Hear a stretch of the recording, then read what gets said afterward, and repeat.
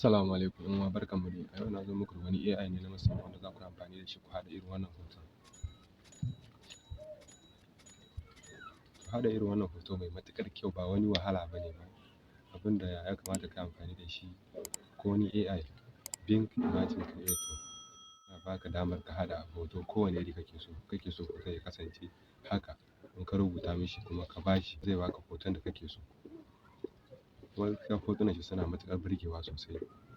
Domin ganin yadda za ku haɗa irin waɗannan hotunan, ku kasance tare da ni a cikin wannan bidiyo. Domin ƙirƙirar irin wannan hoto, kuna buƙatar browser na Google Chrome irin wannan. Akwai a wayar kowa, sai ku shige shi kamar haka.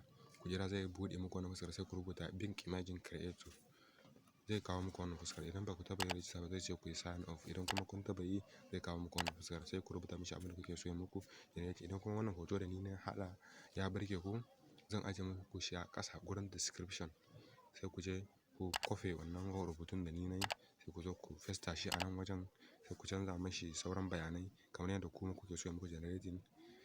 Kawai ku taɓa create. Idan kuka rubuta abin da kuke so ya muku generating, sai ku taɓa create. Idan kuka taɓa create, sai ku jira. Bayan second 15 zai muku generating kalan hoton da kuke buƙata. Bari mu jira.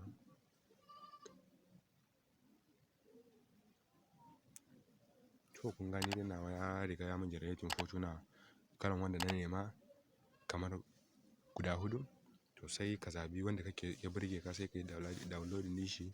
Wajen yin downloading ba wani wahala bane ba. Za ka ga wani ɗigo guda 3 a nan wajen. Kana taɓa shi kawai zai maka downloading. Kun gani? Idan aka sa shi a wannan, akwai wani ɗigo guda 3 a gefen na hannunka na dama. Kawai sai ka danna shi, zai maka downloading automatically kawai. Kar ku manta ku danna mana subscribe da like.